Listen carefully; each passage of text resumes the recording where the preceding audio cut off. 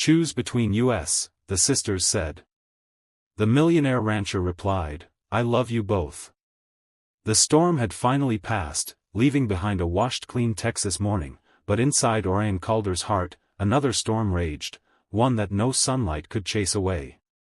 He stood at the edge of his sprawling ranch, gripping the fence so hard the wood almost splintered beneath his fingers, and replayed the words that had shattered everything he thought he understood about loyalty, destiny, and the kind of love that binds a man for life. It was the moment both sisters, Seraphine and Marlowe Hale, stood before him with trembling eyes and desperate hearts, pleading for an answer no man should ever have to give. In the quiet warmth of the daylight, with horses grazing peacefully behind him and the dust of his life settling around his boots, one truth rose and erupted inside him. He loved them both. Not in the same way, not with the same story behind it, but with the same intensity that made his voice crack when he admitted it. And yet, standing here now, with their ultimatum echoing in his bones, he knew that loving them both might be the very thing that destroyed all three of their lives. If you believe in kindness, second chances, and stories that remind us that love is rarely simple, then take just one moment to like, comment, share, and subscribe to the channel, Kindness World. Your support keeps these emotional stories alive. The Hale sisters had arrived in Orion's life long before he became the millionaire rancher everyone whispered about. Back then, he was simply a young man fighting his way out of the shadows of poverty and expectations, guided by a dream and the determination to build something of his own. Seraphine, the older sister by 3 years, had been his first bright spark of hope during those teenage years.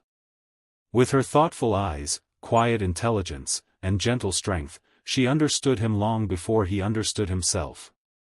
They had shared a connection born out of long study sessions, shared books, and silent promises, an understanding rather than a romance. And while circumstances pulled them apart when she left for college, that understanding never disappeared, it simply tucked itself into the quiet corners of their hearts. Marlowe, on the other hand, was fire. She burst into Orion's life like sunlight through a broken window, loud with laughter, bold with dreams, always pushing him to take risks he would never consider on his own. She had been his best friend for years, the one who stood with him when he invested everything he owned to purchase his first piece of land, 8 acres and a falling-apart barn that smelled like rot and defeat. She had been there during failures, droughts, bad seasons, and financial disasters, encouraging him to rise again. And somewhere in between dust, sweat, and shared victories, love had grown, unexpected, fiery, alive. As the ranch expanded into thousands of acres, transforming Orion into a self-made millionaire, life slowly entangled their hearts in ways none of them could unravel. When Seraphine returned home after years of traveling for her work as a wildlife researcher, Orion had felt something familiar shift. She was no longer the bookish girl he once knew, she had become a woman who carried the world in her stories, her compassion, and her tired but hopeful smile. Their old understanding awakened, gentle and inevitable. But Marlowe, with her laughter that still echoed in his darkest nights, her stubborn loyalty, her ability to calm his storms and ignite new ones, her absence in his life felt like missing air. She had loved him long before she ever admitted it. She had loved him quietly at first, then fiercely, and eventually openly. The problem wasn't that Orion didn't love her back. He did.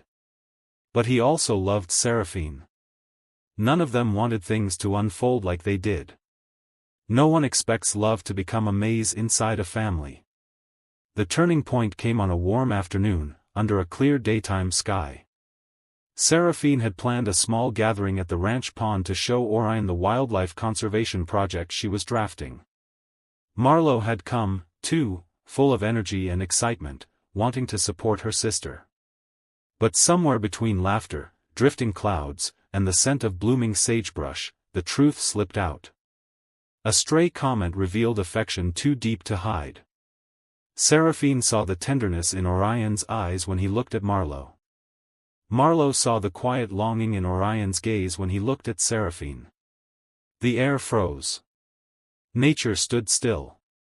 That was the moment everything fractured. And later that day, the words were spoken, the words Orion couldn't forget even if he begged his memory to release him. The sisters stood in front of him, sunlight washing over their tense faces, their hands shaking, their breaths uneven as they demanded clarity. They needed him to choose. Not tomorrow. Not someday. Now. He had no answer. He did the only thing he knew, he walked away before his heart could break theirs.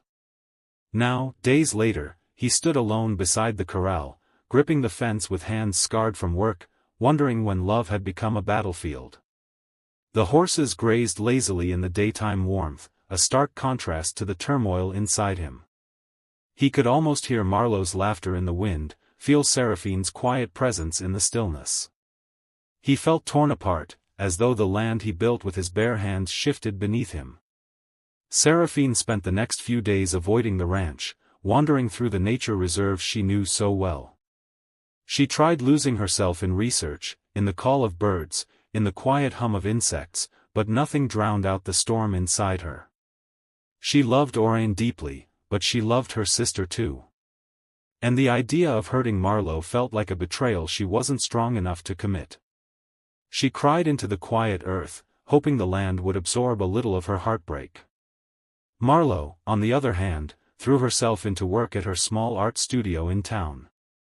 Her hands trembled as she painted, the colors running wild across her canvases, reds of frustration, blues of longing, yellows of hope she knew she shouldn't allow herself to feel. She had dreamed of a future with Orion, dreamed of love turning simple and clear. But now, those dreams felt tainted with guilt, fear, and a love too complicated to hold. The ranch felt empty without them. Orion wandered through hallways filled with shadows, noticing every little thing that reminded him of them. Seraphine's old sketchbook on the shelf. Marlowe's favorite hat forgotten near the barn.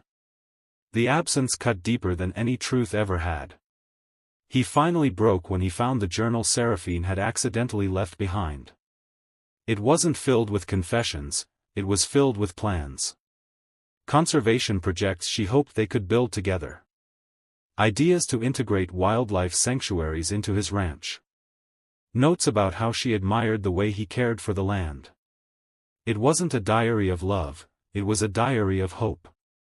Later that same evening, he found one of Marlowe's half-finished paintings leaning against the barn wall. It was a sunrise over his ranch, the land he had built from nothing. But in the painting, two silhouettes stood beside him. Not one. Two. He sank to his knees. He loved them both, and they both loved him in different, honest, and deeply human ways. And he realized then that love wasn't the villain, fear was. The sisters eventually returned to the ranch, separately, each determined to end the chaos. They expected Orion to choose, to speak the final words that would sever one bond and preserve the other.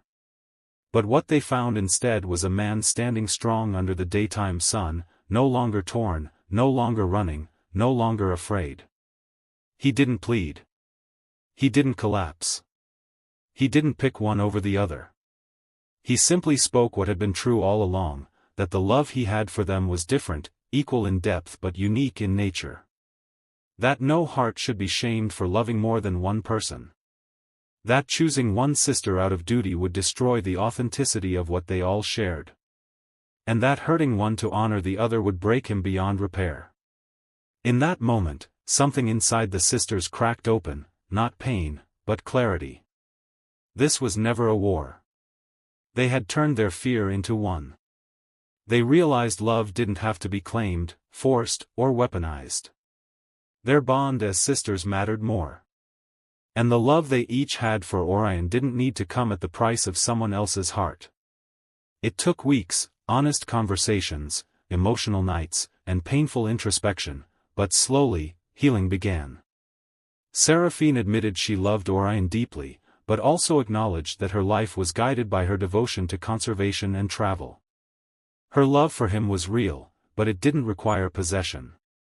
Marlowe admitted that her love for him was the kind that shaped her future, the kind she wanted to build a life with, the kind she hoped, quietly, humbly, would become a shared destiny. And Orion, patient and steady, never pushed, never demanded.